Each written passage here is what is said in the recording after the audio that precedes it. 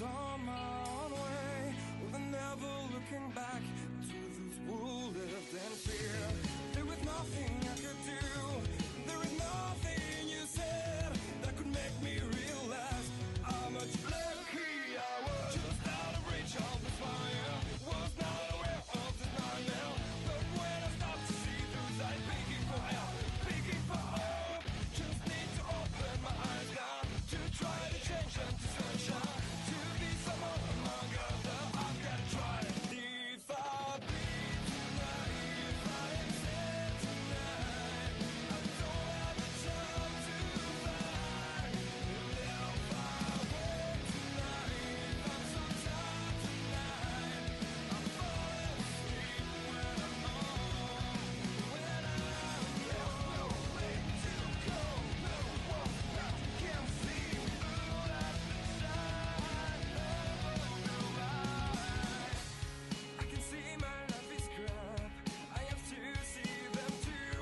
I just live into my world, far from the pain, the fear. Just out of reach of the fire, was not aware of the start of it. But when I stop to see those eyes begging for help, begging for hope, just need to open my eyes now to try to change them to sunshine, to be someone among others. I've got to try. If I bleed tonight, if I am sad tonight, I don't have the time to fight. If I wait tonight, I'm so tired tonight, I fall asleep when I'm home. I was so wrong, I was so blind, I was so dumb and out of time. I was so wrong, I was so blind, I was so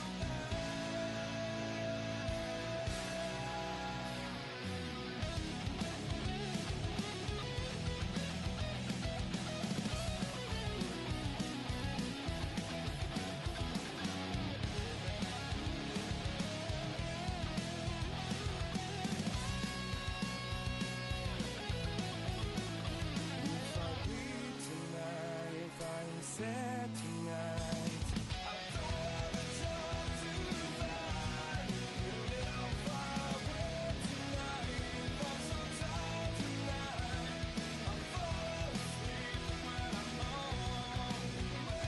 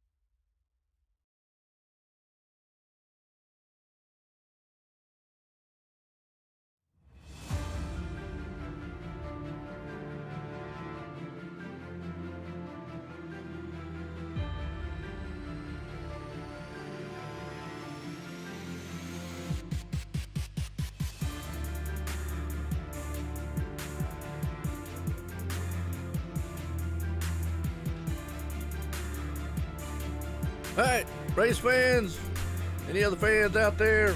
We're here live tonight, Kansas.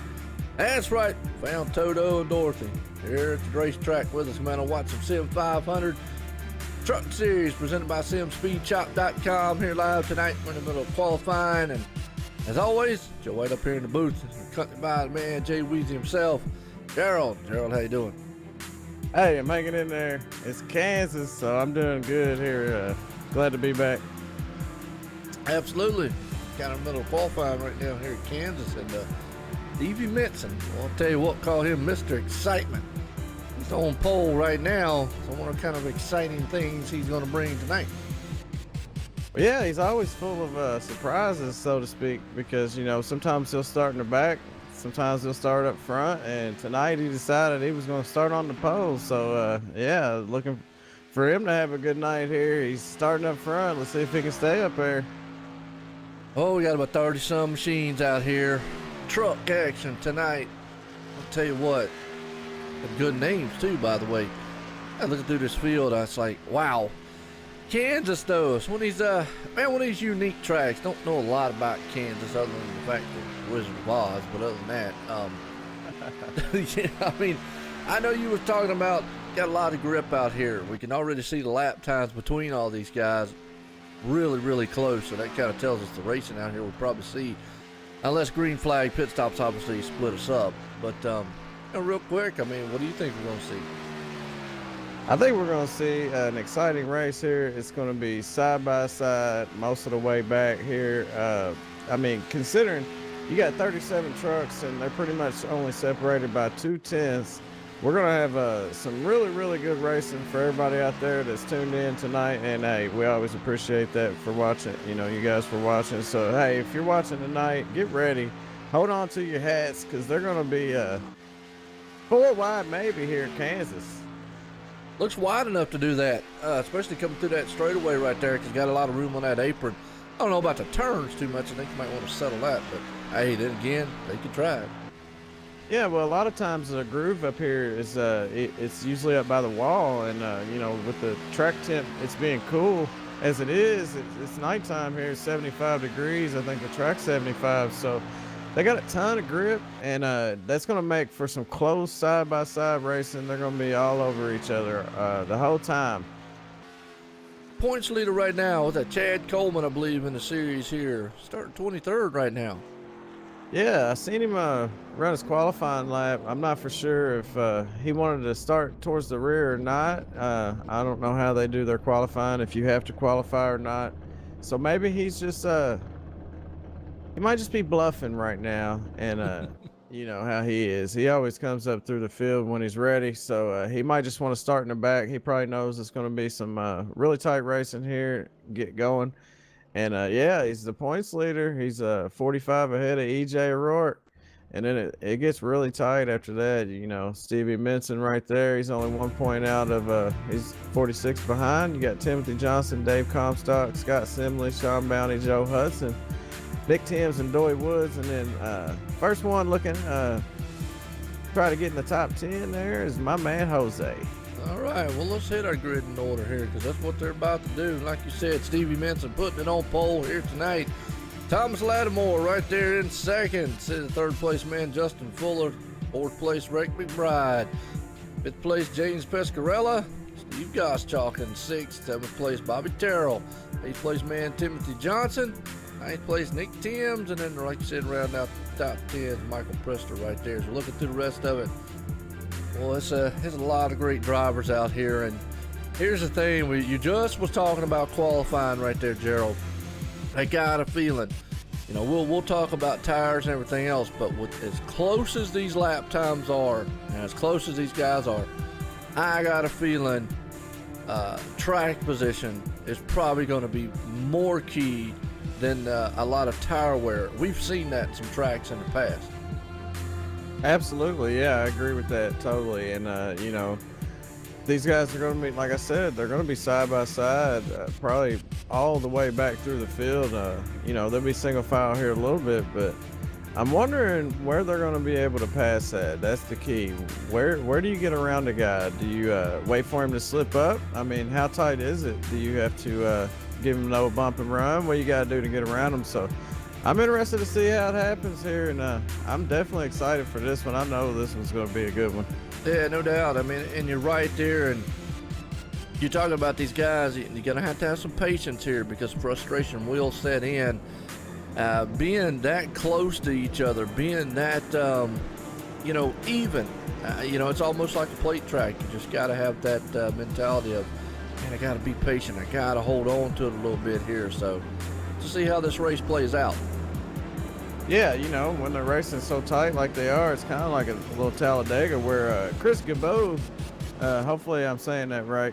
You call him Chris Gibbs. Chris Gibbs, he won last week. Jabu, I think is what he said. I asked him. It has like a J to it. Sound is Chris Jabu, I believe is how he said it. So, but I call him Gibbs. I mean, I've called him everything. So, hey, it's kind of hard sometimes. Some of these guys got some tricky names, but hey, won last week. Let's see if he can do a back-to-back. There you go. As we're getting set here to go green flag racing, folks. So, get y'all your refreshments, get everything geared up. It's that pace car, horse pace car tonight. Doing highfalutin here. Drops off on pit road. That man out front, Stevie Minson, he drops a hammer on that machine and takes off here. We're green flag racing tonight here under the lights in Kansas. Stevie already taking that apron, and look at these guys already fanning out too wide and stuff all the way back. Yeah, what a start by Stevie. It's definitely what he needs there. The top 5 or 6 or 7 there get a single file, so it looks like they're ready for a long run here. And hey, I wait to see how many laps they can get in. But yeah, it looks good, single file so far. So they're showing some pacing. Got to, man, on a track like this, like you just said earlier on. But it's like we always see. Even though these guys, man, showing patience, but man, I'm gonna tell you, go back here in the back of the pack. And they're already 3 wide back there, though. Oh, yeah, that's where they're going to be battling at. They're going to try to come up through the field. So if you messed up on your qualifying lap, you're going to be fast in the back. You got to pass a lot of guys to get up there, and you're going to have a lot of guys in the way there. Yeah, no doubt. So we'll keep back here in the back and see what's going on. There's Michael Walters right back there, and so it looks like the action's pretty much back here, right about the 9th on back. I mean, way on back here in the 20th spots. So because everybody up front's got a single file.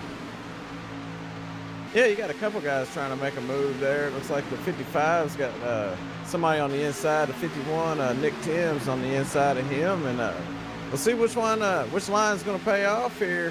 It's going to be the high line or the low line. I would say the high line would carry more momentum, but if the low line's a shorter way around, you got enough grip to do it. It might be where you pass that. So we'll see if some people pull some sliders, like they like to say, on the dirt side. There you go. Well, new tires, too. New tires help out on that low line. If you got the, like you said, you just said it, momentum and whatnot. So there you go. I hear you there, Justin. Good deal. Right now, the 53, and that's actually Michael Walters. He's all over the back end. I have that man, and we're in the caution.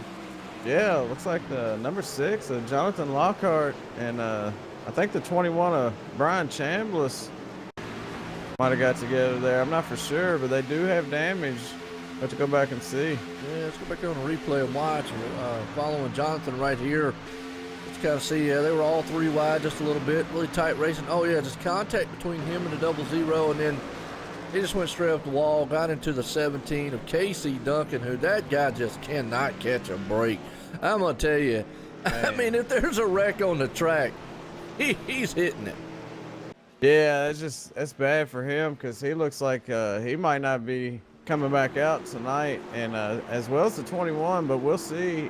Sometimes those guys on pit road can get these trucks back together pretty good, get them back out there. But yeah, it looks like the 00's down on the bottom there, a little contact, and then there she went.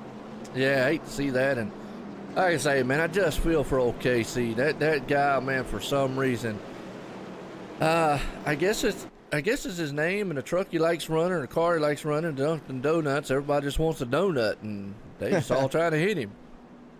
Yeah, I mean, well, he's not doing so bad. He's about 20. I think he's 24th in the point standings, and you got to take the good with the bad, So it's just unfortunate for him on a great track like this. Yeah, he's gonna miss out on some great racing here. He's gonna have a lot of damage if he does make it back out. Well, looks like the top. 5 or about top 5 or so did not pit. Again, that takes us back to the important. I got a feeling we've seen this in a couple tracks before. I can't think of it right off the top of my head, but we've seen it done. And even I sat up here scratching my head like, what in the world are they doing late in the race? You know, why would they not pit? Why would they not pit? Why are they doing this? And come to find out, it really didn't matter because as close as these trucks were, the track position was so much more important than it was getting those 4 tires. But and I think that's kind of what we're going to see here tonight. Yeah, and you know, sometimes you'll get in a race and you know, if you think it's going to be a few cautions here at the beginning, there's no sense in just coming down pit road so early on. You might as well stay out and let the cautions get done, and then start racing a little harder, get you some new tires and all that good stuff. So it just depends on what you got as your strategy and how you want to carry forward for your race. Yeah, no doubt about it. What's up, John? How you doing out there? I appreciate everybody tuning in here. Thanks for bringing us coverage here tonight. Kansas under the lights here. That's right, out west, doing some good racing.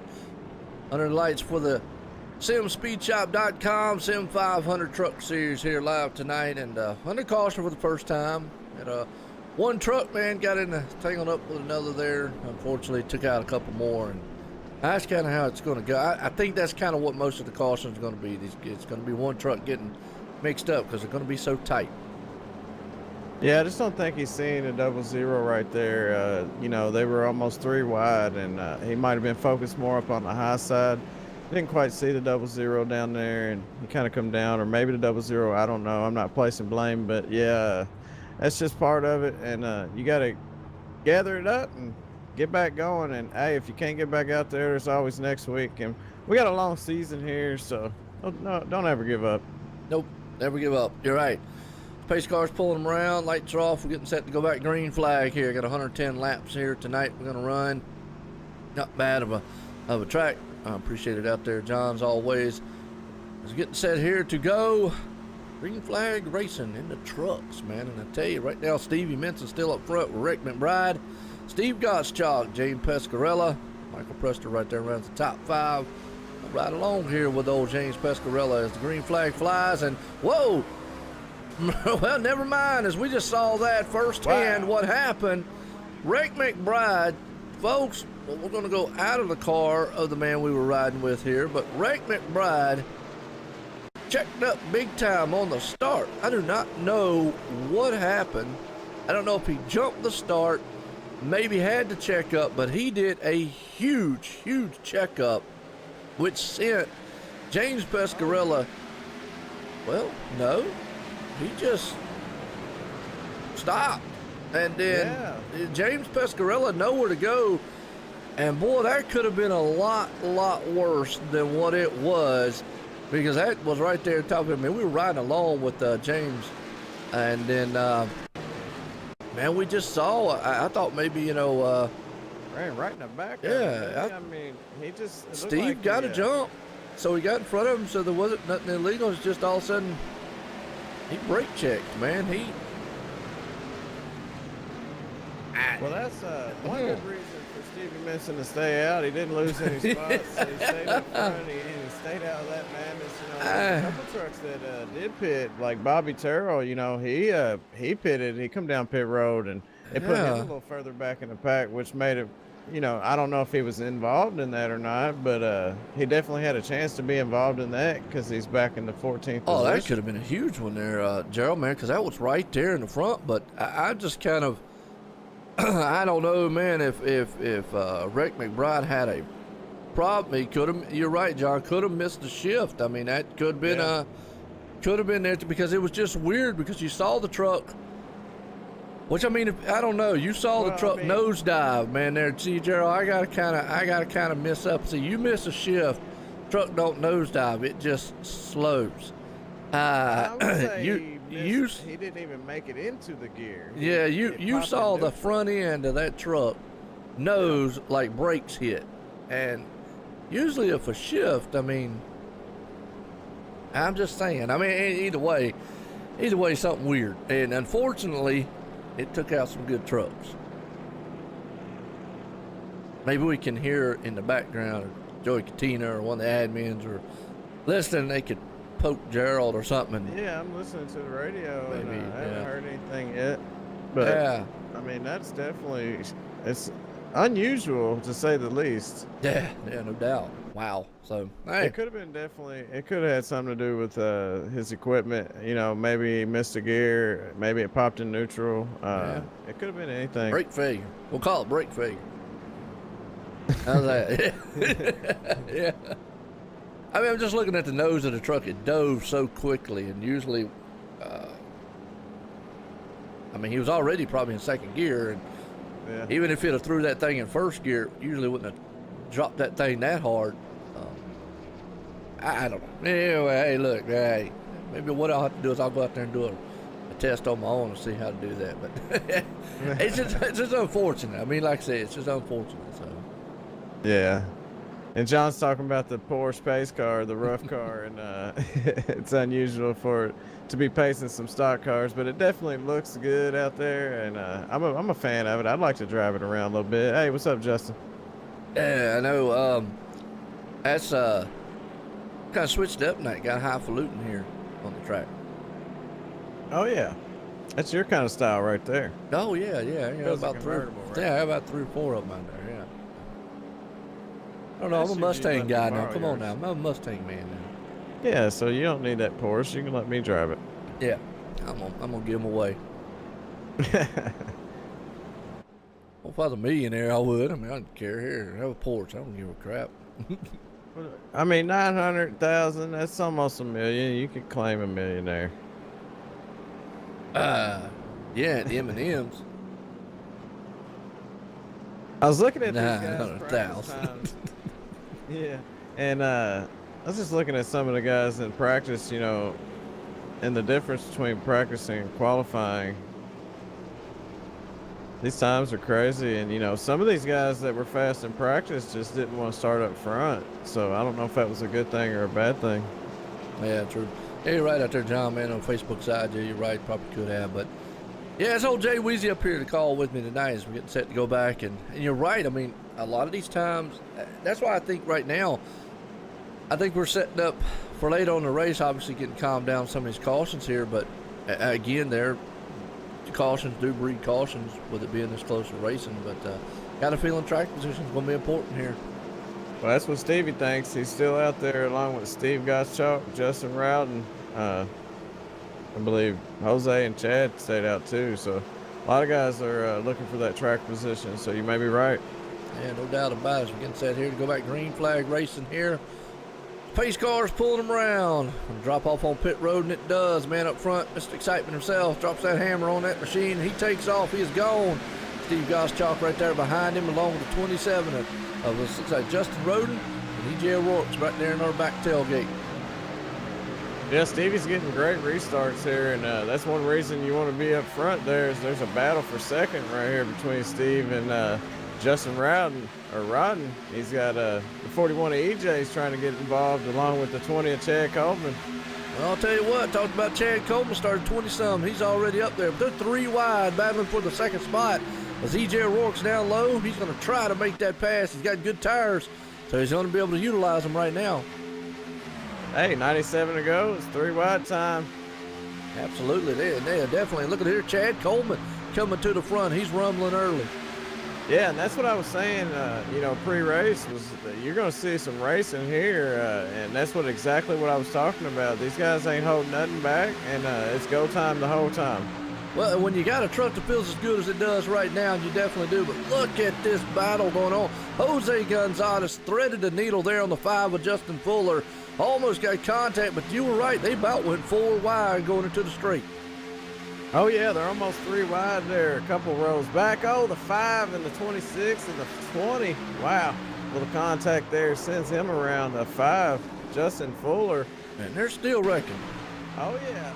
That Let's happened go. in a bad spot. Let's go back here and see it. That's where they were at, 3 wide. And, folks, I'm going to tell you what, there again, I think we'll just see another bad net code because they were 3 wide. You saw the 5 machine, Justin Fuller. And you're going to see, yeah, a little neck hole. Steve Gottschalk got involved. The 53, nowhere to go, hits the 38 machine. Bobby Terrell up into him.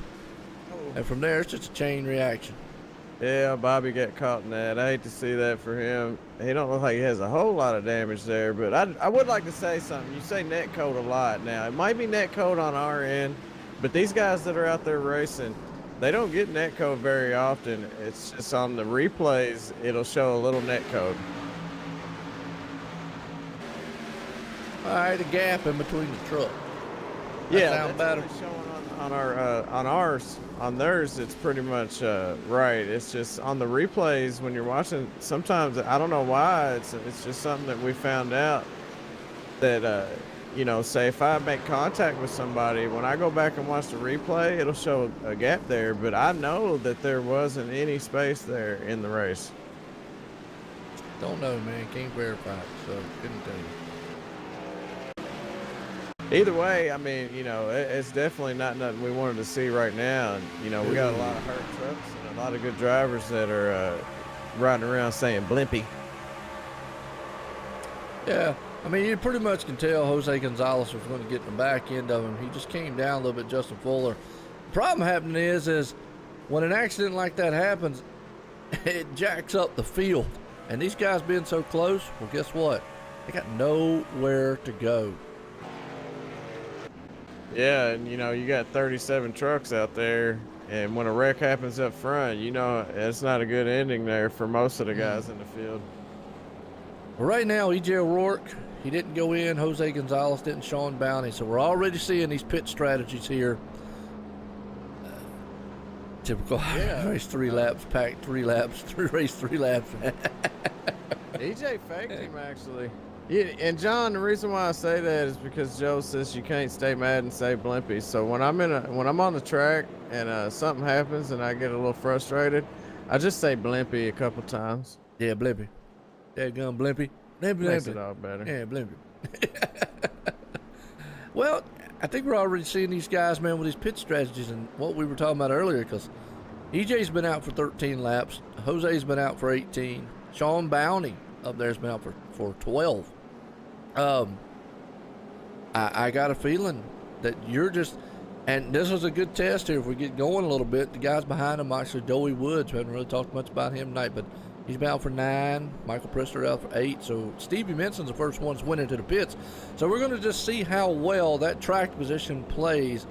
Can Stevie Menson, because he's been fast, get back up there, or like we've seen, since these trucks are so even, how well can EJ O'Rourke and Jose and those hold those guys off? Yeah, you know, Stevie finally decided to come down pit road, get some tires. I'm not sure how many laps, but I would say about 40 laps they can get on a tank of gas. But he only went back to 6th place there in that 96 truck, so he didn't drop back too many spots there. But EJ faked him out there, so he's got a couple cars, I think 3 or 4, maybe 5 cars in front of him. Has been out for a while, so he shouldn't have a hard time coming back up through there. We'll just see if any more cautions come out. If he gets a green flag run, he's going to have an advantage on him. Yeah, no doubt about it. So, well, we'll see what happens here. A lot of the field from 6 on back went into the pits. So again, now we're going to get a good test of whether or not, like what we were saying, is track position more important than the tires. So right here you go, because we've got some good fast cars that came in, fast trucks, that came in. A lot of guys up front that didn't. I got a feeling, and I've been fooled several times, that's why I'm kind of holding to this one, is I got a feeling the track position is going to be more favorable than the tires. Yeah, early on in the race, it's more, yeah, I agree. Early in the race, when you usually have all the hard racing, you know, everybody's trying to get to where they belong and, where they feel they belong. And, you know, they race really hard. So early on in the race, track position, and late in the race, track position. Yeah, and we've seen that, man, in a couple races prior that's played out here, played out. There we go, I'll get the word out eventually. We're getting set to go back green flag racing. Joey Woods, EJ O'Rourke, Jose, Sean Bounty's up front here with this one. As that pace car man's pulling him around, EJ O'Rourke's going to lead this pack here to the green flag tonight under the lights here at Kansas, which has been a tornado on the track so far. Pace cars in, green flag's about to fly. It does. It is out. We're back racing under the lights here just to see EJ gets a good jump out front along with Jose. Sean Bounty there. Stevie Menson's trying to take that low line, which is going to see. And right now, he's not making the ground up I think he should make. Yeah, maybe he's starting off slow here. He's got to get her wound up and get these things up to speed here. So give him a second there. But EJ did what he had to do because he's on the motor tires. He gets a good jump, stay out of that traffic, keep Jose and Sean Bounty up off the back of him. But Stevie's moving up. Yeah, Steve got a fast machine out there, so we'll see what happens. He's got to get through these top two guys here. Sean Bounty drops down low. Jose's up high right now. He could think about taking it 3 wide. As you see, he's looking on that inside. And Sean's going to close that door. Not quite yet. Not going to close it yet. So we'll have to see what happens. And EJ almost, I don't know what EJ's doing. He's out there running all over the track. Yeah, he's trying to keep him from getting any of his draft, you know, but sometimes that don't help the way he swerves down like that. He loses a little bit of speed, man. And Stevie, if this don't tell you how much 4 tires mean, Stevie picked up 3 or 4 spots in 1 lap there, so. Yeah, but you know what? I think that move actually hurt EJ more than it actually helped him, because I got a feeling this track's more also about momentum. And you talk about Stevie Menson, he's not been on to making around Sean Bounty yet. He's got locked up behind EJ O'Rourke, so we got a good battle going on here for the lead. Wow, those guys, man, are getting awful racing. Yeah, Stevie up on the high side, looking to take over the lead from EJ O'Rourke. EJ's down all the way on the bottom as far as he can go. Shortest way around, but the momentum up on the high side, we're going to find out. Looked like they gave it to EJ that time by, but next time might be a different story here because Stevie Menson's got one heck of a run up on the high side right there. And the 34, Sean Bounty's right behind him, and then they're 3 wide with Jose in the middle. Yeah, there you go, Stevie. He's going to try that move they did, but look at a 3 wide battle for second place. Now, Stevie would love to see that right there. Man, and you got that number. It looks like Sean Bounty almost lost it a little bit. So those guys up there just awful racing right now. Yeah, here comes the 20, Chad Coleman, looking to move on up to the front there and try to run down Stevie. But the problem is he's got Jose and Sean battling for number 2 spot there right in front of him. So we might be seeing 3 wide here a lot sooner than they would like. Yeah, well, you're right. They are definitely getting awful aggressive here at Kansas right now. And I guess you got to, man, if you're on newer style tires, because you got to make those moves, because later on it's just not going to help you out. And EJ O'Rourke, well, he is fighting that machine as they're 3 wide back in the back of the pack. Look at these guys. Well, they're hammering on the back end of each other. Absolutely now, and you see the 27 of Justin Rod, and he goes right around Chad Coleman and Jose while they were battling because he's on a set of fresher tires. So new tires are paying off.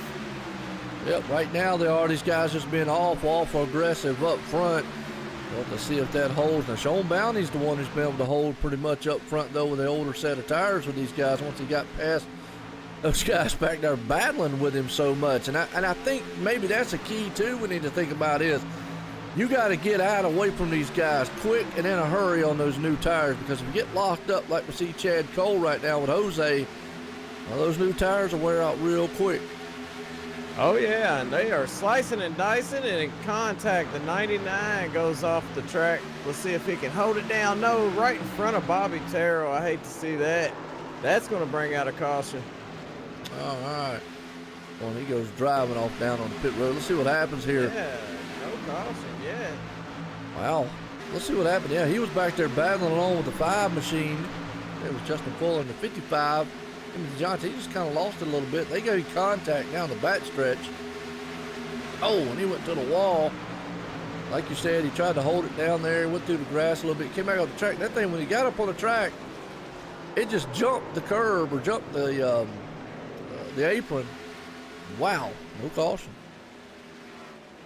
Yeah, that's crazy that wasn't a caution. I mean, and the evasive move to get off the track there, could have caused something too. But it was in the he wasn't trying to cause any trouble getting off the track, but he did come down pit road there on purpose just to keep from causing any more accidents out there, because those guys were still wound up. And he came back up the track. He actually looked like he was good when he was coming up the track. It's just when it hit that apron, it just kind of threw the truck up the track. Yeah, and right into the 14 of Bobby Terrell, man. And man, pulling for Bobby Terrell to come in, but I want Jose to win this one. Yeah, Jose looking good so far. He's up there in 5th place right now, and a lot of these guys, they understand this is the kind of typical racing you're going to see when you're this close. These guys, man, are just right there. One mistake in front of you, well, that could lead to you getting into the guy in front. Oh, yeah, and they took out some good drivers there. I believe the 55 of Timothy Johnson. We got quite a few trucks out already. The 14 of Bobby Terrell, he's down on pit road trying to get some damage fixed, so he's going laps down.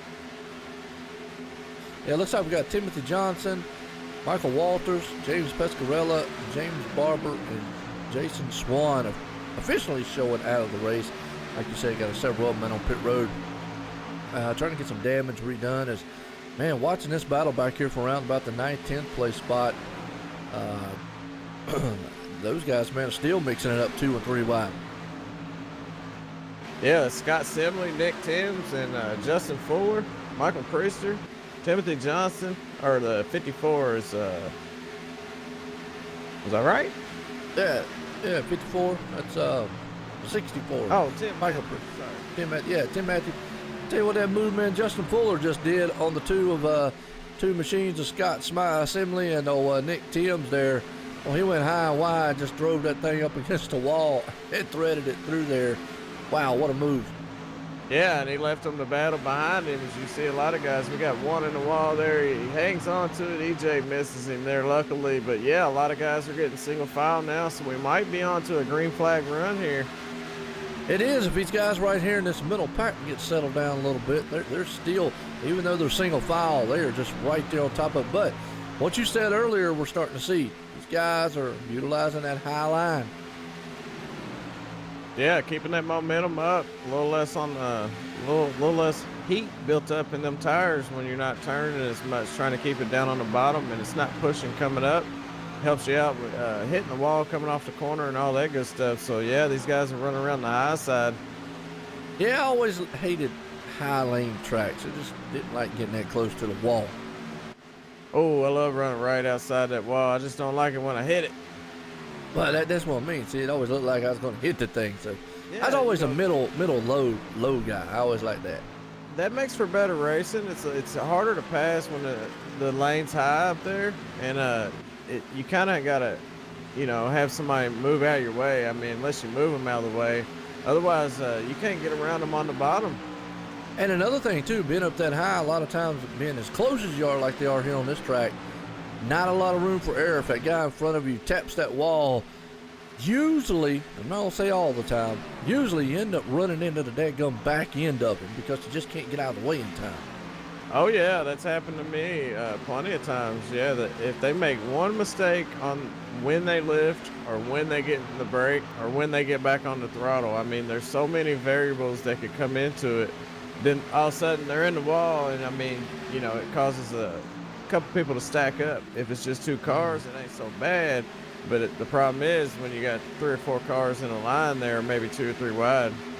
Yeah, you're right. Yeah, that's what I'm saying. I do that like Kentucky comes to mind sometimes, especially coming out of turn 2, when you can go way up there against the track and you get fixated on the back end of that spoiler. And I know you've heard this term, watching the spoiler and driving a guy up into the wall. You can do that. And actually, you can probably do that here at Kansas as close as they are. Yeah, sometimes it's hard to see over that spoiler there in these trucks. Can't really get a good glance. A lot of cars you can see right through the back window and kind of see what's going on in front of the guy. But with these trucks, that spoiler sticks up a little higher. It gives you a little difficulty seeing what's going on in front of you there. Well, there's the paint job you like seeing, that number 64 machine, Michael Priester right there. He's with that bad boy welding machine out there, looking good so far, 10th place spot. Oh yeah, I love welding, man. That's my whole industry there. I'm a welding inspector, so I'm around the welding stuff all the time. And yeah, it's a good looking truck. Bad boys welding. What do you do as a welding inspector? What do you do? I'm a welding inspector. I administer tests. Oh, we got a car in the wall. Doy Woods, 07. Looks like he lost it on the straightaway. And we got a lot of other cars involved here. It's running caution. Yeah, he just came out of the turn. That thing just started going all kinds of wicked. The 07 did there, and he's spinning down the front stretch. Tries to get it going straight, went down to the grass. And I don't know who that was that clobbered him while he was down there kind of trimming the hedges, but, boy, they destroyed him. Yeah, I was just sitting here watching the trucks go by, and all of a sudden I seen him going around. I didn't know what happened to him there. Yeah, no doubt. Well, you expect all the welds, or? Yeah, I do welding inspections. So, I'll come in, and sometimes the companies will have me certify their welders, so I have to give them a welding test or administer a test for them, or sometimes they'll have me come in and do some inspections. So, yeah, it's pretty fun. So who's the rich one now? Daggum, man got a big falutin' job. I hear you. I did inspect the grandstands for the Kentucky Speedway. That was pretty cool. Oh, is that why they fell down? Yeah, did they? No. I know who did it. Oh, you know? Okay, there you go. All right, good deal. I know who inspected those ones. Oh, I got you. Yeah. That's the way you do it. Say, I know the guy who did that. I'm quite sure where he came from, but I know who it was. Yeah, I used to do a lot of welding, man. I used to make pot stills and stuff for Jack Daniels and Jim Beam, those kind of things. And then I kind of just moved it on up a little bit. And yeah, there you go. Yeah, that's why you look like an OG gangster, man. When I saw you, I was like, I hear you, man. Yeah. Telling the truth now. He's a businessman.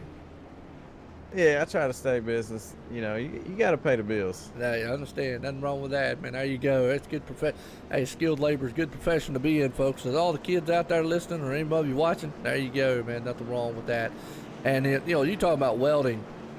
Even in real life here in racing, there's a masterful jobs in welding because fabricators, man, in here, yeah. Yeah, and if there's any companies out there that want to get their welder certified, hey, weldingcertification.com. There you go. I don't know where he's at, but I'm in NC. I know you're down south somewhere, ain't you? Yeah, I come down to, I'm in Louisville, Kentucky. Oh, okay. I come down so to North Carolina sometimes, right. Florida, Texas. I mean, we go. You doing any race teams? You done any race teams? No. The closest I've done was the ICAR certification. It's these guys that are welding these race cars up. It's like a sheet metal certification, but yeah, and I'm really. Okay. Well, and folks, the reason we bring all that up, obviously, bring up stuff like that, but racing, welding is a big part of it. We were watching Michael Prester's truck out there, bad boy welding, but welding fabrication is obviously a huge part of real racing. I guess you could say it's part of sim racing too. They got to weld the rigs together, so if anybody's rig falls apart on them during the race, call Gerald up. He's going to get that thing inspected for you. Hopefully that's not what happens to you, and if it does, please send us a picture and an explanation on that, because I'd really like to see that too. Before I tell Gerald to come and inspect it, I got to get a chuckle out of. Could you just see somebody racing and all of a sudden their rig just fall, like wow. Well, I tell you, at the racetrack, you will always see a welding machine. There's always a welding machine close by, and I was at the track up here in Salem, Indiana, the Salem Speedway. We used to run up there, and we had to break out the welder on a pit stop one time. So I mean, hey, it is what it is. Welding is everywhere, and it is starting to pick up. It's a good field, good skill, man. So there you go. There's your technical skills and job force labor advice here at OSR Network for the night, folks. I mean, try to help up. Skilled labor, nothing wrong with it. Obviously, if you want to go out and get you an IBM job or something like that, go for it too. If you're smart enough. Me, I'm a dummy, so that ain't happening. Yeah, now, come on. Shoot, I ain't smart enough to get that stuff, man. What's wrong with you? You'd be a good car salesman. Yeah, right. What am I going to do? Look, you need this car. This car is fast, and it's a good car. Yeah, and it don't even run. Hey, look, it looks good. Come on, what more do you need? You're going to walk out there and be proud of your new car. Hey, you're going to tell your neighbor, look, you're not going to go out there and crank the thing for your neighbor. You're going to tell your neighbor, look at my new car, see? Well, these guys, they done been out pit road. They done got them some new shoes on there, and they're getting ready to go roundy round again. And we got Stevie Minson still on the pole here. Chad Coleman, he's up there in second. Justin Rod and Justin Fuller, Sean Bounty and Tim Matthews all up there in the top 6. And here we go, Joe. Yeah, we got some new guys up front here. Stevie Minson, though, still out front. Everybody, like you just said, got 4 tires and fuel. And they're about to go back, set to go green flag. Racing is that pace car up front. Duck off on pit road. Steve's going to bring them out here. Chad Coleman, points leader right now. He's up there in second place along with Justin Roden. Pace car's in. And Stevie Minson wastes no time getting going out front here as the green flag flies with lap 42 in the books here of 110, excuse me.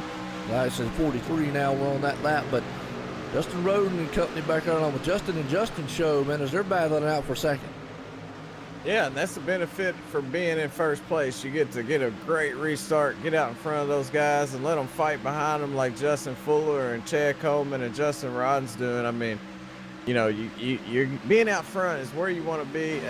Obviously, you want to be out front at the end, but you also want to be out there to get some points and to get them great restarts like you're doing, like he's doing. Yeah, no doubt about it. A lot of these guys are going to be right here on top of each other. Old Timothy Matthew right there. Boy, we saw him lose a heartbreaker several years. I was about to say years ago, weeks ago. In a race, but he's up there tonight, 8th place so far, trying to get up to the front. Jose Gonzalez still there. Scott Simley, comes Scott Smiley. He's up in the 6th, Sean Bounty. So a lot of these guys, they're doing good so far. I just gotta, at this point, it's all Stevie Minson out front though. Yeah, and you got Justin Rodden and Chad Coleman battling. Chad, he's trying to get around him on the high side, didn't work. Now he's looking low, it looks like. Got to get her wound back up and take another crack at it. But right now, Justin Rodden held off Chad Coleman, man. That's something to say. Yeah, no doubt about it. Chad Coleman, he is bad fast right now. But look at that 34 Sean Bounty on the inside. I'm trying to take that spot away. Hey, he's awesome out there, John. Yeah, he is coming up through there right now. He's on the inside there of Chad. And they're going to battle it out for that spot. Oh, yeah, and he's pulling Jose with him, so he's on the inside of Chad. Looks like the high side's got a little more momentum, so Sean ain't going to be able to get around him right there. And Jose is going to close the gap there on Sean Bounty.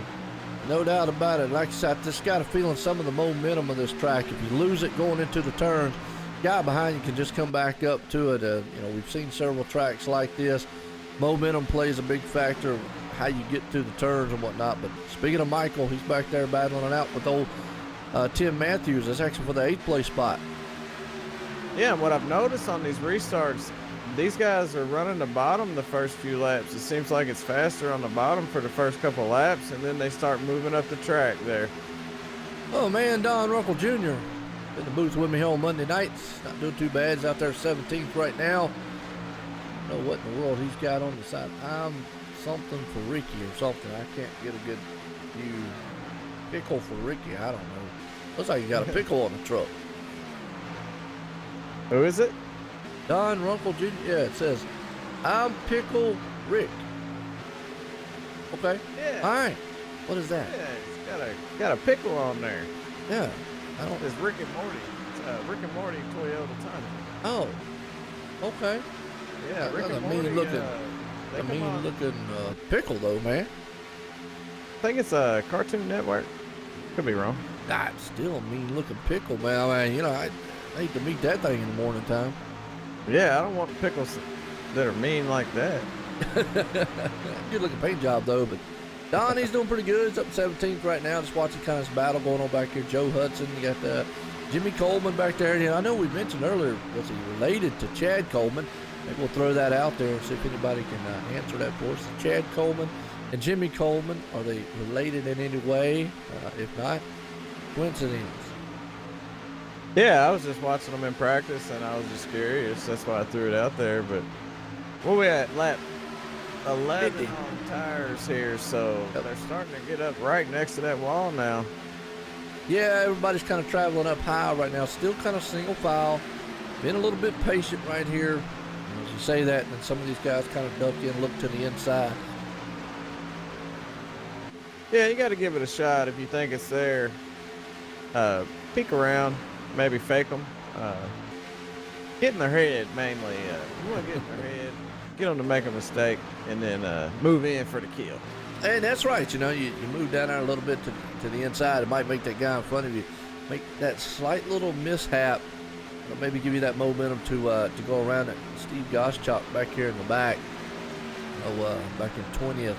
Got caught up in a wreck earlier on. You still see Rick McBride. He's 3 laps down. Back in 25th place. Got a couple trucks out of this one. Chad Cole out of this one here. Timothy Johnson, Glenn Campbell, Michael Walters, James Pescarella, James Barber, and Jason Swan, all out of the race here. 37 machines start. Right now we have 30 of them out here running. 7 of them out of the race right now. Yeah, I think Nick Timms just got loose there coming off 2. He lost quite a bit of spots there. I'm not sure what happened to him, but I think he got loose. But maybe it's a little loose depending on how you come up off the corner. And what I was saying about getting in their head, like, for instance, if you can get a run on the backstretch there and pull right up on their bumper right before they go into 3, if you can get them to look in their mirror right before they go into the turn, they might make a mistake and scrape that wall there. Yeah, true. No doubt about it. Well, Chad Coleman's still up in 4th, and the man out front here so far, well, he is just, he's only got about a second lead over Justin Fuller. He's moving on out right now. That's Stevie Minson. Justin Fuller right there in second, the 5 machine. And then you got Justin Roden right there behind him. He's not too far away from the 5, but he's there in 3rd. Chad Coleman in that SIM500.com machine. Points leader right now, sitting in 4th. Sean Bounty, though, he's got a battle going on with old Jose Gonzalez, the Speedy Gonzalez himself. Yeah, he does. Speedy is pretty speedy here at Kansas, though, so they're going to have a hard time fighting with him right now. He's running around with Sean Bounty and Chad Coleman. But, yeah, he's got the number 12 with Scott Simley looking. Man, Motor TV, yeah, you missed all the excitement. We've had about 3 cautions early on. We're actually on a pretty good long green flag run right now. Cross our fingers, we're not going to say there's not going to be any more of the caution, but yeah, we've had a few big ones here early on in this one. Unfortunately, guys got aggressive. Looks like they've calmed down a lot from what it was, and calm and racing just usually doesn't go together. Our points, maybe not. What's that? Oh, Chad Cole is out. Yep, he is. Wow. Yeah, out of it, right? He's back in 30th. Well, hey, that's good for some of those guys, because I've heard them say, hey, I just want to beat him. Oh, it's just what? Well, Chad Cole's one of those, speaking of, especially on the Monday night series here, Chad Cole's just one of those consistent drivers. He's usually there in the top 5, top 10, week in and week out. I'm not wanting to say he's not fast or anything, but Stevie Minson, boy, I'm going to tell you what, sorry about that, but just drove that truck up into the wall, and the reason he did, let's go back on the replay here, a lap car. What did I say earlier? You get so close to a machine, and there's a perfect example, textbook. That truck in front of him got into the wall. Guess what? He had no time to move, and he hit him. And Justin Fuller, just like that, capitalized and went around him. Yeah, that gave him a little bit of damage there, and I don't know if he was expecting the 27 to just move down out of the way or not, but yeah, it caused him to get a little bit of right front damage, so that's probably going to slow him up a little bit. And, we had in practice, speaking of Cole, he was 7th fastest in practice, so yeah, he was quick. But we had 37 or 38 trucks, and they were only 0.2 apart. See, and that's the thing. That's the product. Like we're talking right here, you're actually already seeing it here from the 3rd place back. Chad Coleman, Sean Bounty, Jose Gonzalez, Scott Simley. All of these guys right there are, within a foot of each other. So if one of those machines gets up there, scrapes the wall, that truck's going to lose so much momentum so fast. Unless you just got super duper Superman reflexes, usually 9 times out of 10, not every time, you're going to hit him because it just happens so quick. We saw it with Stevie. I mean, that's pretty much what happened. Truck in front of him bumps the wall. He couldn't get out of the way in time. Yeah, and these guys like Chad Coleman, Sean Bounty, and Jose, and those guys up running really close to each other, that's what they got to watch out for, because if one of them makes a mistake, it could cause all of them to get some damage. Yeah, no doubt about it. Right now, you already see Chad Coleman go low. Sean Bounty's high. like Chad's going to go ahead and come into the pits now. This is the first green flag pit stop we've seen all race long, and it's coming at like lap 22. Did you expect them to come this early? Absolutely not. You know, I'd say he's still got about half a tank of gas left, so it's weird. I don't know. He might have a different plan here. Yeah. Maybe it's tearing up the tires that much too. This track's got so much grip. Maybe it's you know, just that bad. Well, we'll follow some of the other top leaders here and see. I don't really see any of the trucks. I mean, normally you can kind of tell when the truck's starting to get kind of offset a little bit. A lot of these guys still right there on top of each other. Looks like, you know, from what we're seeing, especially, you know, after coming from Dover. But looking right now, I mean, they look pretty straight coming off the turns. Don't look like they're fighting them or anything. Well, the weird thing is he come down pit road in that number 20, and he took right side tires there, and that's a little odd that he only took 2 on a green flag stop, because if you're going to take the time to come down pit road, I believe it takes about 40 seconds, maybe a little longer, to come down pit road. Now the caution's out, so see? Well, and I got a feeling I know where that caution came from, and well, maybe not. He comes down pit road here. 24? 24, yeah. I was freaking to say, hopefully it wasn't Stevie Minson. Oh, wow. Yep. Go back on the replay here. Yeah, kind of strange there, but you know, as far as Chad Coleman goes, I think his plan was, which really out the window. Yeah, he just gets bumped from the rear there. Chris does. Sends it up into the wall. He's trying to keep it up in the wall best he can, and Don Rumpel nowhere to go.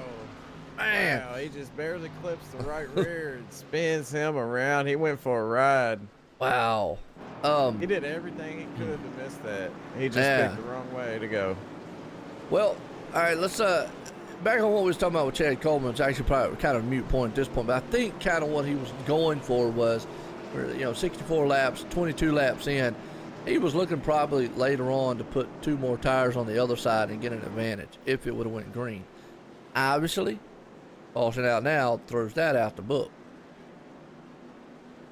Yeah, I agree with that. I mean, you know, that really hurt him when the caution come out. I believe he will be the first car lap down. He might get the lucky dog if Stevie Minson wasn't. I'm not for sure. Yeah, he's getting the lucky dog right now, I believe. Well, that'd be good on his end. So he technically could come back down and at least finish off this pit stop. It's not good because he's got to start in the back when you're the lucky dog. Yeah, true. But he did get his lap back. So. He did get his lap back. Yeah, he got his lap back. Well, look at this race off pit road. And it looks like it's going to be won by Justin Fuller here.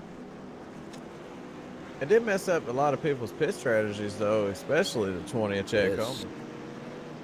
Yeah, because that's actually going to put us, so if these guys can only go 22, 20, I don't know, 20, let's say 25 laps, they can't make it to the end of this race. So, wow. No, looks like we got 45 to go. Yeah, that's what I'm saying. The line. So, yeah. I mean, you could be right. I could be right. I don't know. Yeah, like who I said, knows? I would say about 40, but it could be between 20 and 40. I would think 40 laps they should make it, but obviously these guys are fooling us out here. So, well, that said, well, maybe they can make 40 on fuel, but their tires just can't make 40. That's true. That's true. There you go. The place might be a little harder on tires, like you said, than what we think. You know, obviously we can't tell or judge. Sometimes we can. We can obviously see the truck start to spin, slide a lot going in there, you know, but track that's this good a condition, even on old tires, I mean, they're looking pretty straight throughout the whole entire track. Yeah, I haven't seen them slip up very much. You know, there's a lot of grip, and with that being a lot of grip, that causes the tires to have more contact with the surface, causes more tire wear, more heat. So, you know, it could be multiple things. There you go. So, got to drive it. Yeah. Well, you know what? You got to deal with what you got out there. Like you just said, you got to drive the thing. So, Justin Fuller's going to be the man out front. Scott Simley right there behind him. Tim Matthews going to be in a third spot. It'll be a good one so far. Yeah, we're over halfway, and we're gonna have to find out who's got it and who don't. I'm still going for that number 26. He's gonna get a win here soon.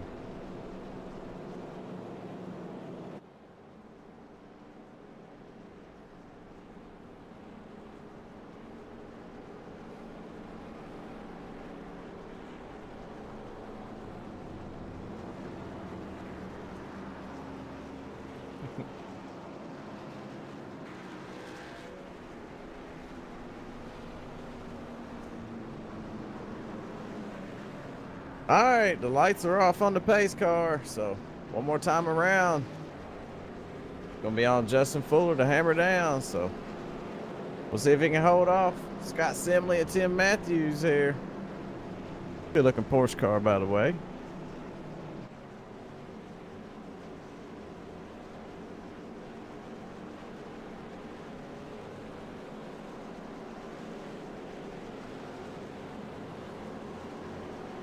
A lot of great looking trucks here at Kansas here for the SIM500, sponsored by SIMSpeedShop.com. And hey, thanks for tuning in if y'all are out there watching. They call me Jay Weezy. My name's Jerry West, if you ever wondered that.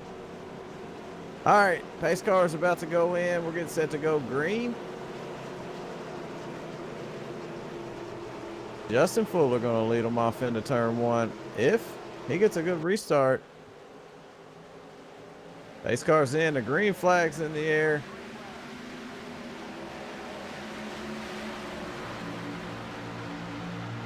He gets out to a pretty good lead there. John Bounty makes a move, drops to the bottom. Pretty much single file up front here. He's all over the back end of Tim Matthews in the 54. Jose Gonzalez. He's got a 64, Michael Priester on his outside. He clears him there. The 42 moves in.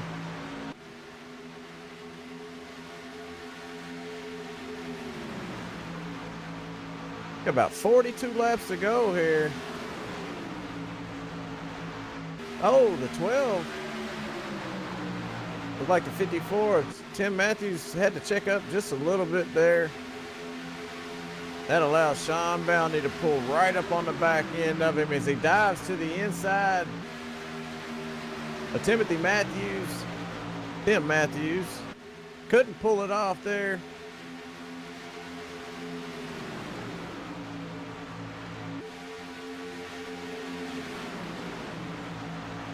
Got Simley running in second, fastest lap goes to him, so he's looking good out there. He's trying to run down Justin Fuller in the number 5. He's got plenty of time to do it here. Gonna be 40 to go when they cross the line this time by. Timothy Matthews moves up a little bit in the corner. Looks like he's running about midway. Sean Bounty down on the bottom.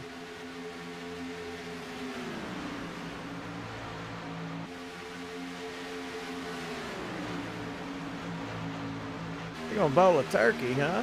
Hey, I always wanted to do that. I have bowled a turkey before, one time.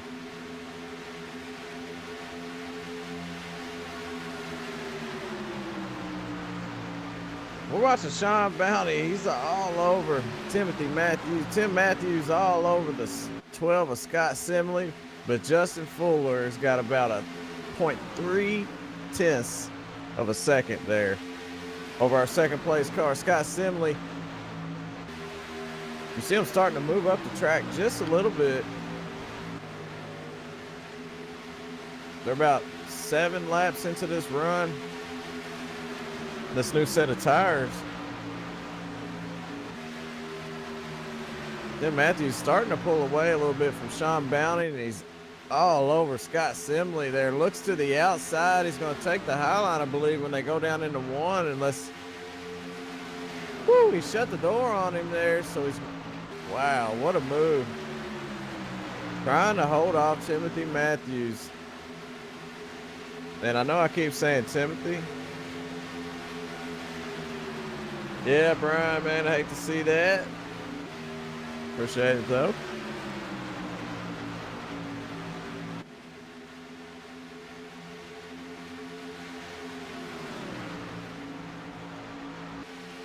Joe had an emergency, if you're asking. He'll be right back.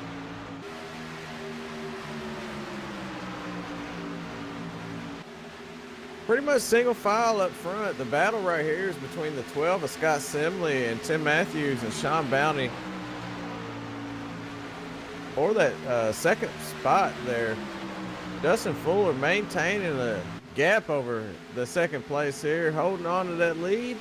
And behind Sean Bounty is Jose Gonzalez, the number 26, followed by the 42 of Joe Hudson, Michael Priester, Jimmy Coleman, Mike Kelly, and Nick Timms rounds out the top 10.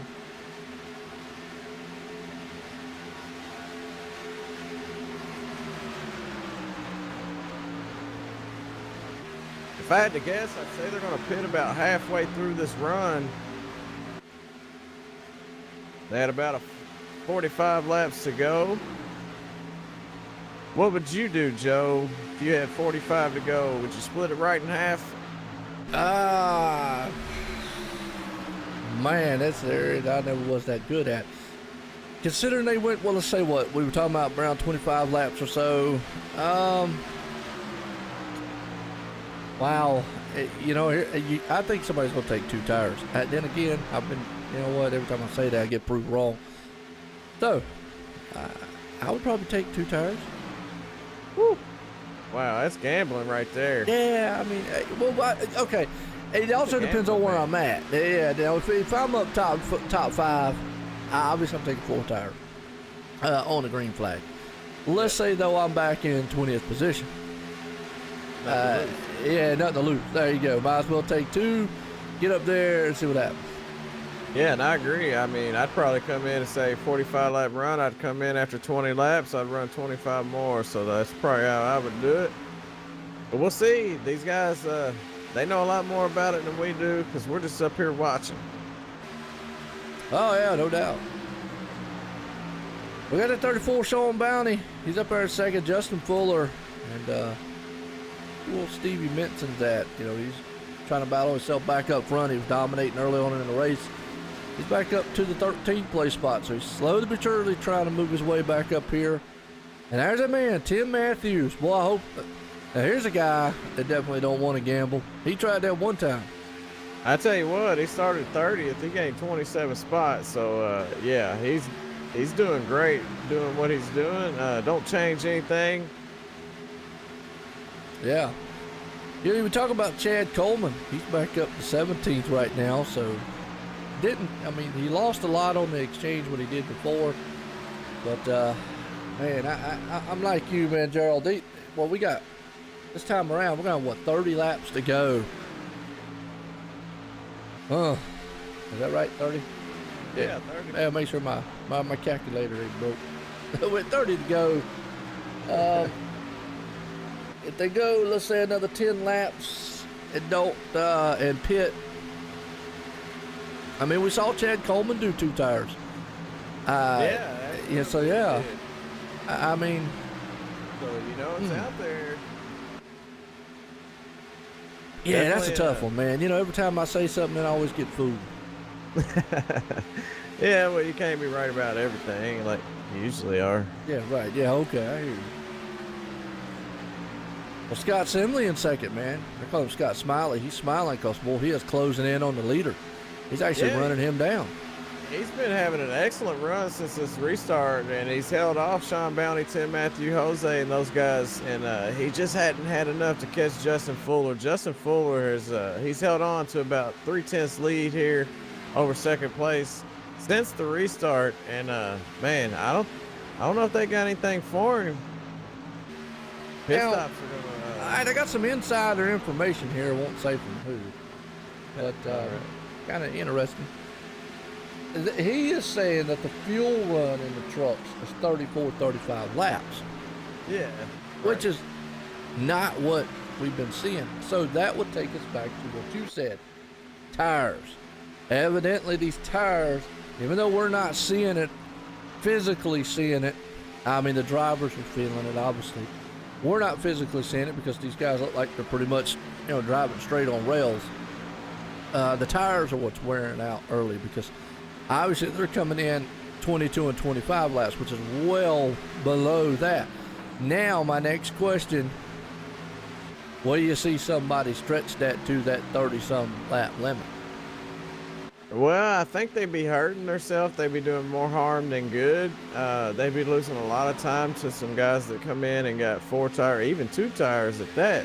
But it goes back to like when Chad Coleman come in, he took 2 tires. I figured he had about a half a tank or so. And, I was kind of right about that.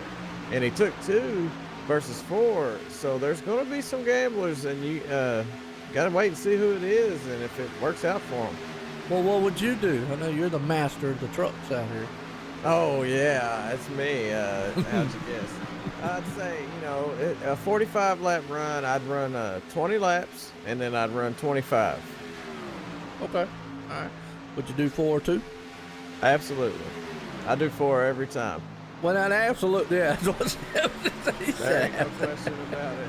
And, all right. People ask me all the time, my teammates, 2 or 4, I'm like 4. I mean, right. Quit asking me. Don't ever ask me that again. I got it. Even on a plate track? No. Okay, that's what you say. Yeah, that's always different. That's a different subject, though. Oh, it's definitely a different subject, because the only reason I would take tires on a plate track is to get off pit road and around the apron without crashing. Yeah, there you go. Hey, man, yeah, true. If you come off pit road, man, with some old tires there and try to hang it around the bottom as fast as you can, it don't work out all the time. No, I agree with you there. So. And that's with any track, not just at plate track. True. Well, it's going to be interesting, folks. We're getting down here to the closing laps. What's going to happen here? Because at the way the race is kind of filling out right now, earlier on, it was definitely a wild one out here at Kansas. But the way it's kind of feeling right now, they're on a pretty good long green flag stretch. They were on one earlier on before the caution flew. And if it keeps playing out this way, then yeah, I think, like we said, we're going to see some guys do some gambling. Because right now we're on that 22-lap, 23-lap mark. Justin Fuller still out front, Scott Simley in second, Sean Bounty there in third. So it's going to be interesting to see who's going to jump on pit road first. Scott Simley is looking amazing out there. I mean, he's been putting down fastest laps here, lap after lap. The fastest out of the top 10. Of course, there's guys in the back that are going a little faster because they got some fresher tires. But out of everybody in the top 10, he's been pretty much the fastest truck out there. But he just can't quite run down Justin Fuller. Catch and passing, that's what we always say, 2 different things. Right now he's close, no cigar. And we do have several guys coming on pit road right now, back in the back of the field. It'll be interesting to see as Scott Simley still up there. Looking to see where Sean Bounty is. He's got Jose Gonzalez on the inside of him, battling him. Well, as I say, excuse me, no, it's Tim Matthews, my bad. They're back there battling, but all 3 of those trucks are nose to tail. I'm just trying to look. I mean, 'cause right now, they don't look like they're wanting to come in. They're on lap 25 right now on their stint.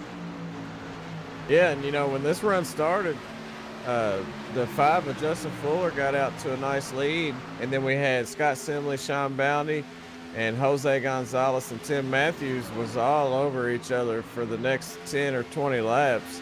Now you see Scott Simley starting to check out on Sean Bounty and Jose. He's opened up a nice gap, actually, over those guys. So he is running down Justin Fuller. He's closing in on the number 5. He's got it down to about 2.5 tenths. Yep.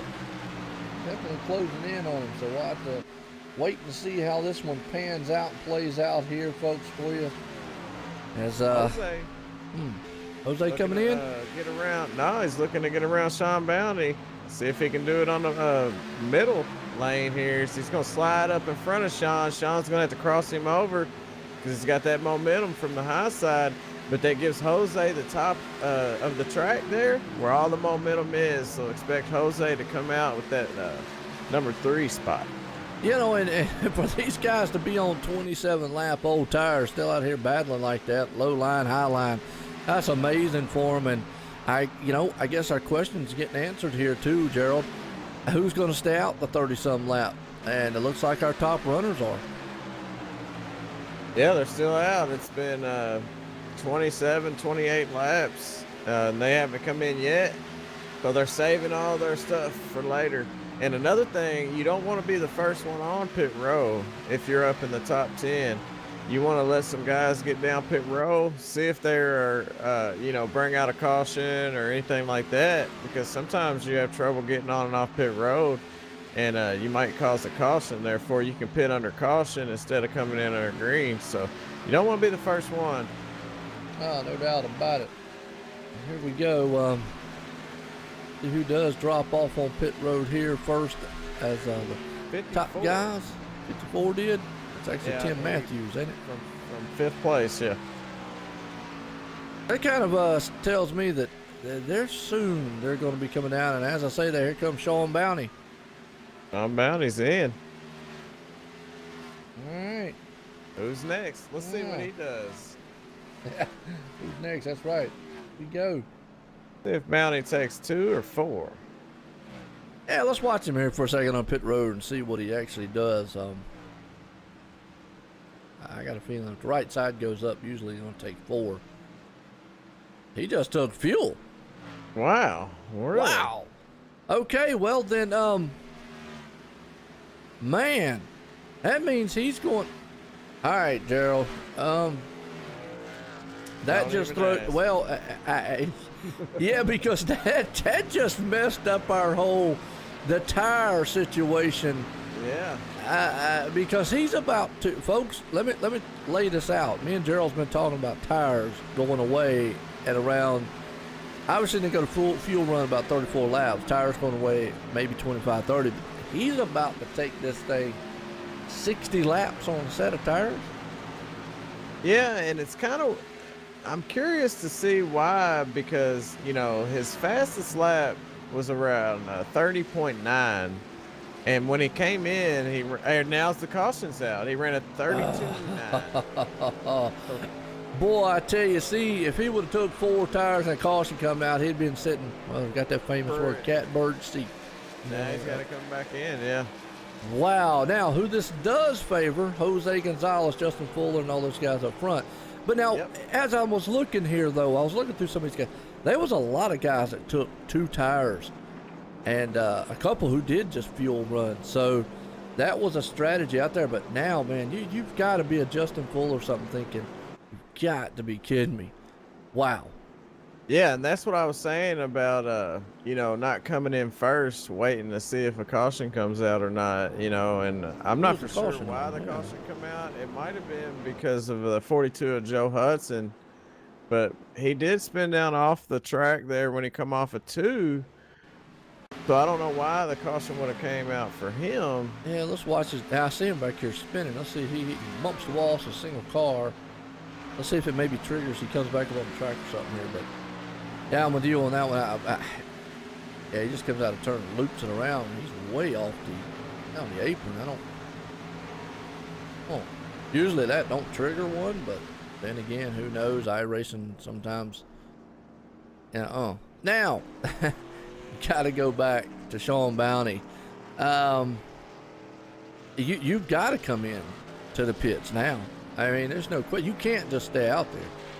Yeah, everybody else is going to get 4 tires, so you definitely have to get 4 tires. You have no choice. I mean, it's either that or finish last, and these guys, none of them are wanting to do that. He's not coming in. Who are you talking about? Sean Bounty. He didn't come get 4? He didn't come get 4. No, he did not. He is staying out. Wow. I mean, it's going to put him up front, obviously. Is he hoping for another caution? But if another caution comes out, nobody else is going to come in, right? Hey, man, you're the truck expert. Yeah, I'm trying to decipher his... Well, now, here's 2 things. All right, hold on a second. This is... Now, obviously, when we go back green, there's going to be 10 laps to go. There's 2 things you got to keep in mind. Now, I always pull this out. Obviously, the last lap puts an end to it. 5 to go if a caution comes out. That puts an end to it. I got a feeling he's hoping that a caution comes out within the 5 laps there. That these guys turn it up and he can stay out front. That is his... That's the only other thing I can think of. Really? Yeah, I would have to agree with that. Yeah, and the reason why he didn't come in would be track position. Right. And now here's going to be the perfect example. Now, hey, we've been fooled before. We have seen guys. Now he's obviously going to control the field. He's going to be able to go when he wants. He's going to get a good jump out in front, no matter who's behind him or how good their tires are.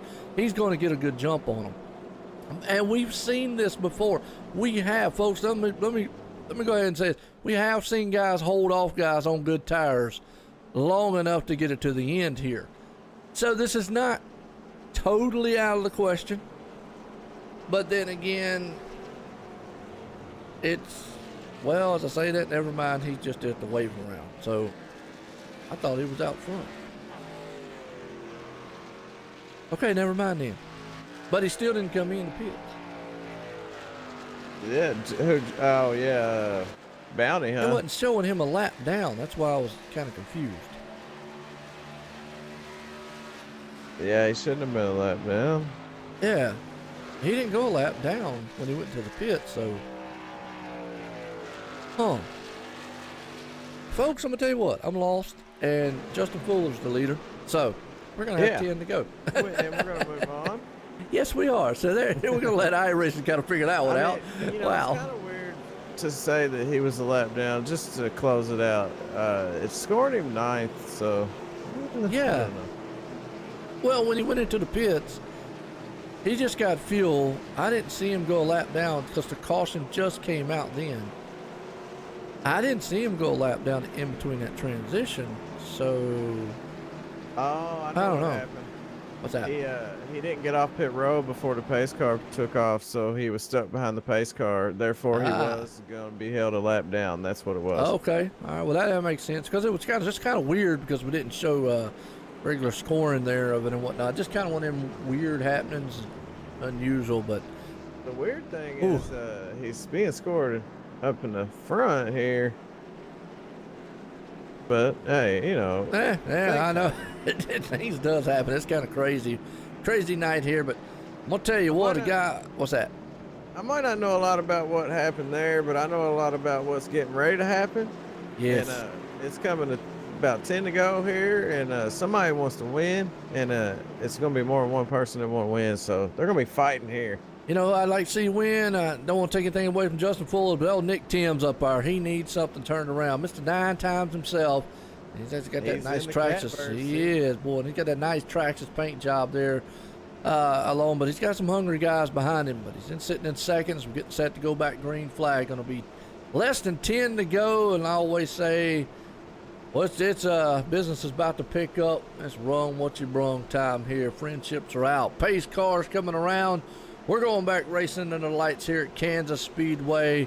That man Justin Fuller up front. You're right there. Pace car pulls off on pit road. Justin Fuller, man, he drops it down. He is long gone. Well, green flag flies very slowly as Nick Timms gets a good jump, but also look at Chad Coleman pull up on his back end, gives him a little bump. Man, tell him, say, hey, go. It's go time. Jose making an evasive move almost when he thought about it there going 3 wide, but he stays side by side with Chad Coleman running through 1 and 2. Justin Fuller with an excellent restart back out to 3/10 here, so we'll see if they can run him down. We got Gale Brooks running in second right there, and then Jose and Nick Timms side by side for third. Just so hard to pass here in this placement. Look at that side to side between Nick Timms and Jose Gonzalez. But here comes Gale Brooks out of nowhere. He talked about him all night long. He's running down the leader. He wants to try to pull this thing off here tonight. Started 18th. He's up to second. He's looking to take the lead here with 9 to go. As he's up on the high side, he's going to take over that high lane there. Let's see if the bottom's still working here early on with the new tires. And here comes Jose. Yes, it is. The 71 caution's out. Oh, no. Let's see who that was. 13. Nate Bowers. Yeah, he's back there spinning all around. Let's see. I think it's just a single car incident. He's way back in the back here. I believe just again coming off the turn. The wall snuck out there and bit him a little bit. He went too high. And it was 3 wide there in front of him. He had to check up, I believe, just a little bit. Oh, contact between him and the 38 just very slightly. Got up in the wall and almost flipped that thing going down the back stretch. Held on to it there, but Boy, this is going to set this one up front here, folks. As Justin Fuller gets to breathe a sigh of relief. Yes, he does. He had, Jose and Gale Brooks breathing down his neck there. Will be interesting. Justin Fuller right now, he understands if by the time we go back green flag again, the caution comes out, it's going to be over with. So if he can do that one more time with a caution, and hey, he's pulled the win off here tonight. Winner, chicken dinner. Yeah, he'd be happy about that. But you know, they always want to finish under green. It's definitely much more exciting that way, and you feel a lot better about it. But a win's a win either way, especially here for the SIM500. I feel better about winning. Hey, yeah. Gotta win. Look, I don't care how I win. I don't get very many wins like you do, Gerald. I mean, you know, not everybody's a superstar on the track. I don't never win. Oh, yeah, I got proof of that. See? Yeah, We got proof, folks. Go back on the archives of OSR Network, and you will see the master himself dominating out on the track. Dominating. That's right, dominating. Well, if that was the case, my nickname wouldn't be Jay Weezy. You wouldn't have made it Jay Weezy. You would have made it Dominator. Jay Weezy the Dominator. I told him my name. Oh, what'd you tell Matt? What was that? I told him my name because, you know, everybody asks me sometimes, you know, Jay Weezy, what's your name, you know? Daryl. Jerry West. Yeah. I think we've said that before. I just call you Jay Weezy. Just cause Bounty came down pit road. You know, I was watching him on that last restart, and he wasn't doing so well there. He was a lot. Imagine not on them tires. Right. So this time he opted to come on down pit row. It put him back in the 14th spot. So we'll see if he can move up through the field. He don't have a whole lot of time to do it. No, and I just got a feeling it's just time's not going to be on his side to move up through the field here. So Justin Fuller, he's going to. I know he wants to run it to the green flag out, and he'd love to race it, but he saw those guys coming up on him awful quick. Hey, he would probably love to be just, you know, praying to the caution gods up there to please throw a caution early on and end this thing, get in the victory lane, go to next week. I mean, obviously racers want to race out, but I think he understands that he might not have a truck to hold these guys off for another 5 and 6 laps. Oh, they was hard charging for him, and he was about to have his hands full, and you know, maybe he could have held him off, maybe not. We didn't get a chance to find out, but he's got to make something happen here. Absolutely. Well, you get that 71. Gale Brooks has a good night so far. Jose Gonzalez, he's got a speed demon there. Nick Timms, man, hey, it's 9 times himself, looking good out there. Chad Coleman, points leader, sitting in 5th. Steve Goschalk battling back, man, from adversity here. Doug Sigmund, he's up there in 7th. Scott Simley in 8th. E.J. O'Rourke in 9th. And Jimmy Coleman rounds at the top 10. It's just, wow, I don't know, man. It's going to be interesting to see what happens on this restart. Yeah, this restart is going to be crucial for Gale Brooks, Jose, and Nick, and Chad Coleman. All those guys, they're going to have to try to time this restart better. And Justin has to do a great job at fooling these guys, getting a good 3/10 or 4/10 gap in between them. That way they have to run him down and then get around him. So, you know, these guys that are 2nd, 3rd, and 4th, and even 5th, if they can time that restart, then it gives them a lot better chance of getting around Justin Fuller. Right, gotcha. It's hard to time a restart, though, as you don't know when, you know, like me, when I'm out front, I don't go at the same spot every time because people remember when you go. You got to mix it up. Gotcha, absolutely. We're going to sit here, go back green flag running.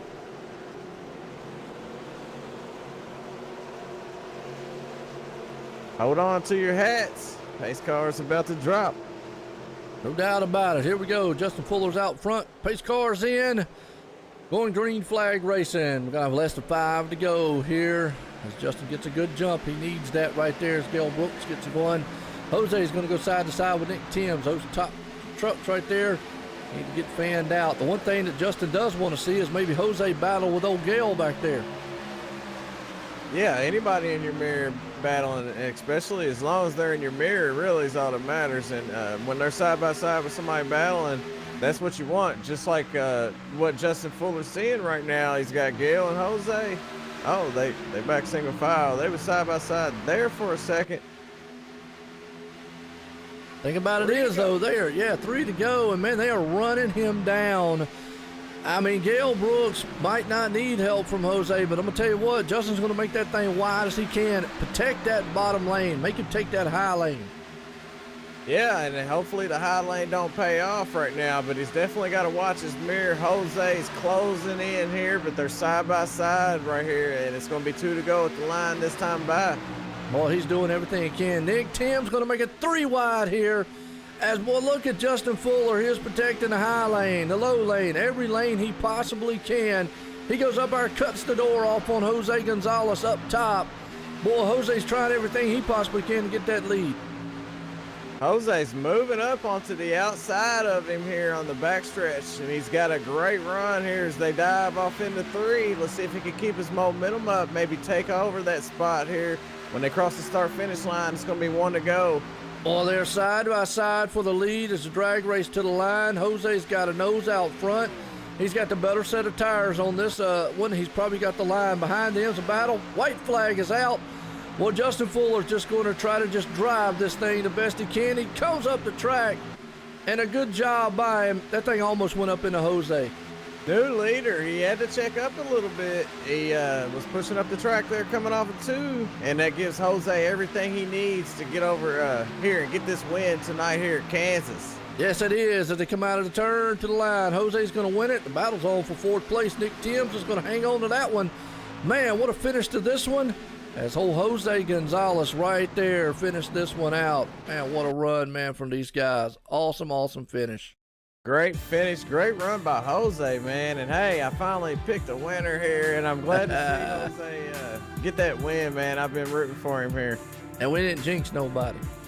And we didn't jinx. That's the #1 goal here. Absolutely. Definitely don't want to be the reason. No doubt. Let's see if we can't bring up if we can find Gale Brooks right here. There he is down there. Steel Horse Racing. Good job, man. Steel Horse having a good week this week. Did good earlier on. Jose's down here. And who else was the other guy we looked for? Justin Fuller. Justin Fuller. I don't see him. Yeah, old Justin Fuller. Let's see. Anybody out there, man, knows. We know Justin Fuller if he's in here. Yeah, I don't see him. Maybe he'll pop in here in a few. Well, bring up here the 3rd place man anyways. Gale Brooks. Let's get a talk in with him here, Gerald. Gale Brooks, it's Jay Weezy in the OSR Network booth. You got it? I do. How you doing? Hey, man, I thought you had a good shot at getting the win there. Right before that caution come out, you was looking to make a move there upon Justin Fuller, but you had your hands full of Jose, man. Take us back through it. Yeah, I was kind of, when that yellow came in, I was kind of kicking myself, so I think that was the best chance I had there. I feel like I had the momentum on the top side. I was hopefully going to try to pin him down, and then just knowing I was going to restart on the top, I knew it was going to be tough, and I was lucky enough to get to the bottom on the next restart, but I lost too much momentum trying to pin it to the bottom. I should have went higher sooner like Jose did on me, and did all I could to recover, but I'm super excited with this result. It's been a tough few weeks, so it's nice to get a good result here. Yeah, and I totally agree with you there, man. If that caution wouldn't have popped, I believe you would have had a good shot at bringing this one home, at least been battling for it there. And I don't know if you could have held off Jose. He looked really good, but you definitely had a shot to take over the lead. And then maybe the caution could have came out and you could have had to win that way. But you did good, man. You started 18th, finished 3rd. And what's that do for your confidence moving forward? Oh, it's great. I mean, I've been more on the mid-pack side lately with these past races. The guys here are just ridiculously fast, and so it's all I'm worth usually just to try to hang with the lead draft. So to be able to run top 10, top 5, even have a chance at the end was huge. And I have to give a huge shout out to the guys at Steel Horse Racing. I actually just started racing with them tonight officially, and so they've gave me lots of advice and strategies and stuff to really help my chances with everything. So it's good to race with a bunch of great guys. We got a good looking D-Walt number 71 Toyota Tundra. You look good out there, and you look good coming home third. Maybe next week you can get the win. Anybody else you want to thank? I just gotta thank the guys. Let's say, unfortunately, Chad Cole didn't have a good race, and I'll give a shout out to my dad, who I know was watching and recovering from gallbladder surgery. So look forward to him getting 100% soon. Hey, well, it was fun watching you race, man, and good job finishing on the podium tonight, and good luck next week in Charlotte. Thank you very much. Appreciate everything you guys do for us. All right, third place man right there, Gail Brooks, did an outstanding job bringing it up through the field here. And let's get a talk in with our second place man, Justin Fuller here. And I know he almost pulled it off, but that tire strategy did get him a good finish. Bring him up here and let's get talking with him. Actually, I'll talk with him. You can talk with Jose. How's that? All right. Justin, he's got his mic off, but he can probably hear it. Justin Fuller, Joe White in the booth. Got a copy? Yeah, we got you. Well, I'll tell you what, you stayed out on a good, that pit strategy. A long time on the tires, almost paid out off for you there. Is there anything else you could have done to hold off Jose? I was actually on the same tires those guys were. We all pitted at that caution after that long run under caution. The problem is that during that long run, just before I was getting ready to pit, is where that caution came out. I hit the wall pretty hard off turn 4, and had about 30 seconds of damage when I pitted. I had about 20 seconds of damage earlier from the net code from Jose, in that first or second caution of the race there when we were 3 wide. With all that damage, you get a third place finish at a track that you're physically wide open at for the first 10 laps of a run is, I'll take it. Yeah, no doubt about it, man. I hate to see it, but you definitely had a bad fast machine in the right place at the right time. Just, maybe one more caution would have failed right there, and it all worked out. But either way, hey, you came home here in second. A good battle for there. We noticed you almost washed up into him. You tried to dive it in there. Was that thing going to hold? I got to go for the win, and only going to reckon for it. So we just drove it up on there, hoping it was going to stick, and it didn't stick. So we just had to settle for second at that point. Hey, no doubt about it. Well, good job either way. Man, you got anybody you want to thank? Thank you guys in the booth at Sim Speed Shop for sponsoring the series, SIM500 overall. Everybody at Aftermath Motorsports, my teammate EJ O'Rourke, and Gary Mercer Trucking, the shop. This is a fun place to race, so it's a lot of fun. Hey, no doubt about it. Well, again, Justin Fuller, congratulations on that second place tonight. Thank you. We'll see you next week. All righty. I'll tell you what, man, Gerald right there, man, the guy knows that he had a bad fast machine. Just come up a little bit of damage there and come up just a little bit short. But I'm going to let you send on down here and get a talk in with a race winner here tonight. We call him Speedy Gonzalez, Jose Gonzalez. Well, he definitely was fast enough to get it done tonight here. Let's get a talk with him here. Tonight's winner, Jose. Jose Gonzalez. Jay Weezy, you got me? Hey, what's up, Jay? Hey, man, I was rooting for you. I've been waiting on you to get this win. You look good out there in that meatball company, Silverado, and you finally pulled one off tonight.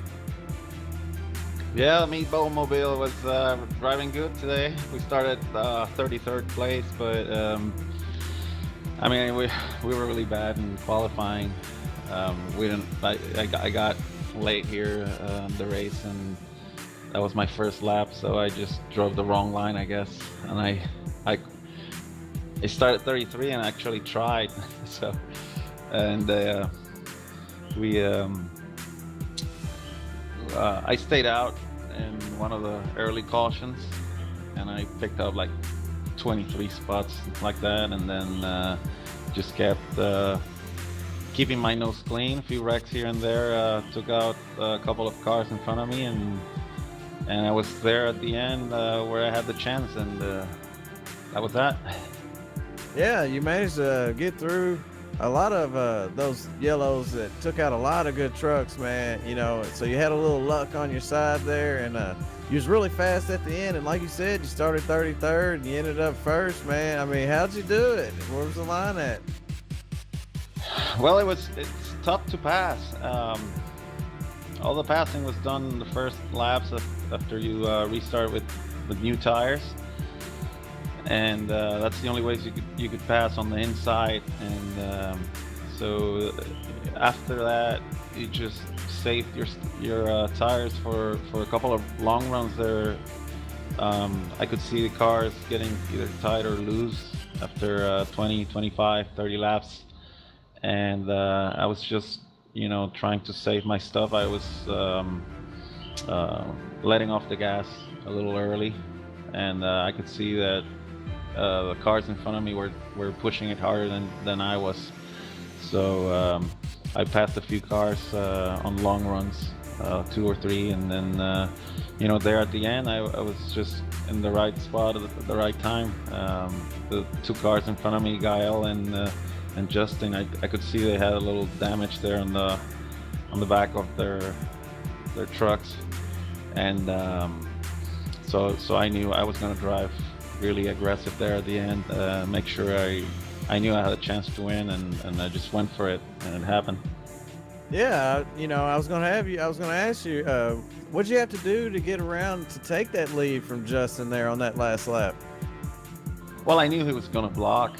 I saw him doing it a little earlier, and I was just gonna, attack whatever spot he left open, and I could see that he was looking to the inside to just hold the inside there, and I snuck on the outside, and once I was side by side, the outside line is the preferred line after a few laps, and we had 3 laps there, and by the 3rd lap, I guess both lines were pretty much equal there at the end, but he had damage on his car.